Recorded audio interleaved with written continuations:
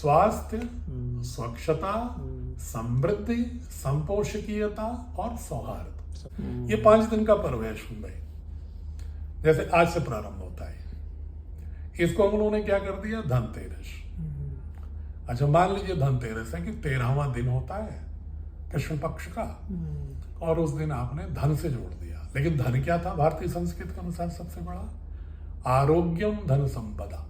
क्या बात है कि सबसे बड़ा जो धन संपदा है वो आपका आरोग्य है। बर्तन और रुपए बैंक अकाउंट में, सोने गहने जवाहरात धन नहीं है आपका।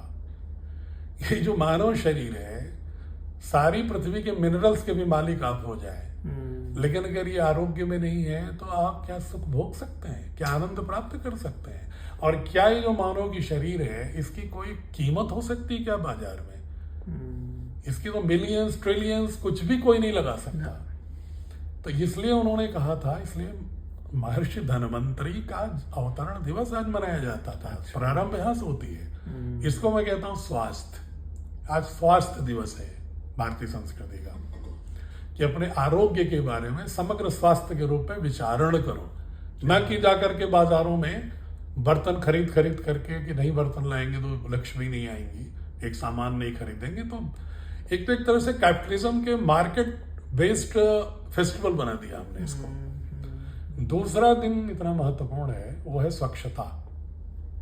जो हम नरक चतुर्दशी, यम का दिया की बात करते हैं, वो ये संदेश देता था कि जब स्वच्छता होगी तभी आपका आरोग्य होगा, अमृत होगा।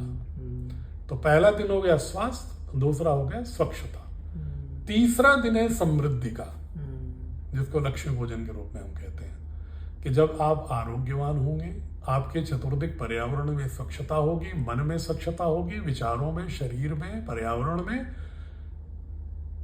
तब तीसरे दिन समृद्धि होगी आपकी। समृद्धि का मार्ग, लक्ष्मी का मार्ग इससे खुलता है। यही पूजा आराधना है। और चौथा दिन और महत्वपूर्ण है, वो है संपोषकीयता का दिवस, सस्टेनेबिलिटी, इकोलॉजिकल। और इस कथानक कहां से जुड़ता है? गोवर्धन पूजा से। गोवर्धन पूजा कृष्ण से जुड़ी है। आप थोड़ा सा कथानक को याद करिए। कृष्ण कहते हैं ग्वालों से कि तुम क्यों इंद्र से भयभीत हो? अतिवर्षा, न्यून वर्षा के कारक इंद्र नहीं है, जिनकी पूजा आराधना में दिन रात लगे हुए हो। ये इसके कारक तो पर्वत, वनस्पतियां, पर्यावरण है। तो ये कथानक वास्तव में एक जिसको कहते हैं ना आजकल की स्टोरी बेस्ड लर्निंग, तो एक स्टोरी के माध्यम से ये बताने का प्रयास किया गया है कि योगेश्वर कृष्ण प्रकृति के कितने प्रेमी थे, और प्रकृति के संरक्षण, प्रकृति के साथ संवर्धन और प्रकृति के साथ जीवन जीने की पद्धति के कितने बड़े प्रवक्ता थे। और उन्होंने कहा क्या कि चलो पर्वत तुम्हारी रक्षा कर सकता है इंद्र से, और उन्होंने एक अंगुली लगाई और बाकी लोगों ने लाठियां लगाई। तो कथानक कहता है कि फिर उस पर्वत गोवर्धन ने इंद्र की अतिवृष्टि से रक्षा कर दी ग्वालों की। ये सांकेतिक रूप से अर्थ ये है इसका वास्तविक रिफ्लेक्शन कि हम पर्यावरण की रक्षा करेंगे तभी इस नेचुरल डिजास्टर से बच सकते हैं। तो ये है संपोषकीयता का दिवस, सस्टेनेबिलिटी, इकोलॉजिकल का दिवस। और पांचवा, जब ये सब हो जाएगा तभी स्थापित होगा सौहार्द, भाईचारा, जिसको भैया दूज कहते हैं।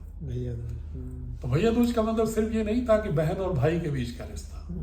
भैया दूज का अर्थ होता है भ्रातृत्व, फ्रेटर्निटी, जिसको पश्चिमी यूरोप के लोग कहते हैं, कि ये भाईचारे का, सौहार्द का है। तो स्वच्छता, अगर हम एक एस टर्मिनोलॉजी से जोड़ें, स्वास्थ्य दिवस, स्वास्थ्य, स्वच्छता, समृद्धि, संपोषकीयता और सौहार्द, ये 5 स का त्योहार है ये।